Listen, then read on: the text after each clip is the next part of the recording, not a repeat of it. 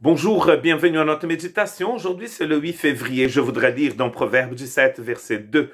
Un serviteur prudent domine sur le fils qui fait honte, et il aura part à l'héritage au milieu de ses frères. Un homme qui était sage et qui a eu donc l'héritage au milieu de ses frères, c'était Joseph. L'avant-dernière d'une grande famille très compliquée, comme la famille de Jacob, un homme avec 4 femmes, et plusieurs enfants. Ce garçon était donc la cible de toutes les jalousies de la famille. Pourquoi?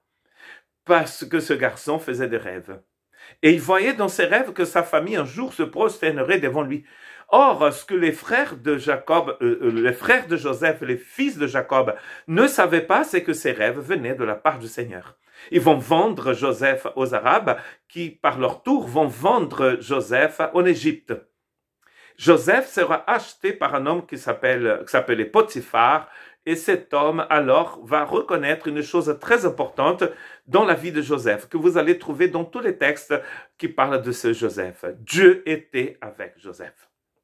Très intéressant parce que Joseph aurait pu dire à Dieu, voilà, j'abandonne la foi, la religion de mes pères, de mes frères et de ma famille parce qu'ils n'étaient pas très catholiques. Des frères qui vendent leurs frères à des commerçants, les Ismaélites ici, donc les Arabes, ne sont pas de bons frères.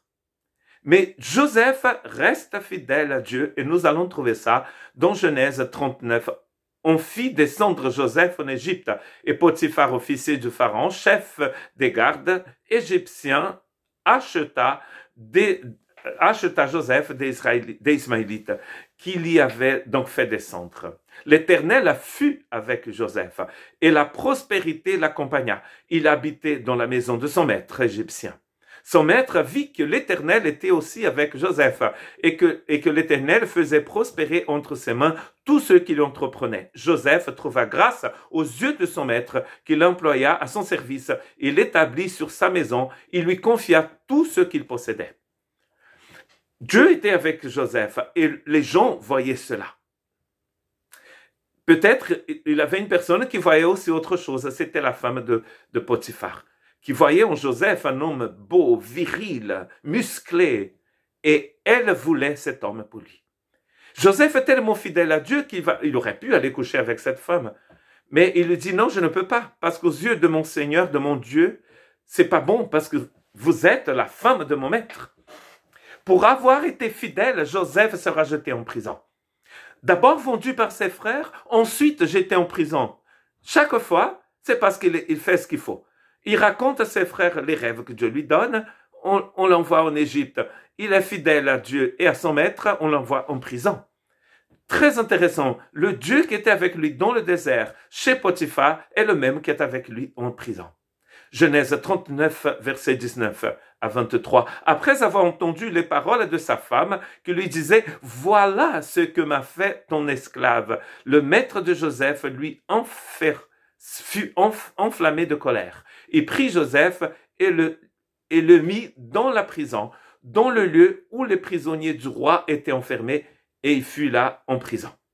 Et Joseph va passer quelques années en prison. Tout simplement pour avoir été fidèle au Seigneur. C'est fou parce que parfois, vous pensez que en étant fidèle, vous allez vivre une vie sans souci. Mais c'est pas vrai. Aujourd'hui encore, beaucoup de nos frères et sœurs sont persécutés et sont des martyrs, tout simplement parce qu'ils sont fidèles au Seigneur. Mais le texte nous dit que l'Éternel fut avec Joseph, verset 21 du chapitre 39. Et il étendit sur lui sa bonté et le mit en faveur aux yeux du chef de la prison. Joseph va donc devenir administrateur de la prison d'Égypte. N'est-ce pas intéressant? On peut essayer de le mettre dans un trou, il devient président de ce trou-là. Car la prison, à l'époque, n'était pas les prisons de luxe que nous trouvons parfois dans certains pays. De la prison, Joseph va interpréter des rêves du Pharaon et va devenir gouverneur. Une place qui devait être donnée aux enfants de Pharaon. Mais ce n'est pas un enfant de Pharaon, c'est Joseph, un ex-esclave, ex-prisonnier, qui va devenir gouverneur d'Égypte. Pourquoi? Parce que Dieu était avec lui et Joseph était fidèle.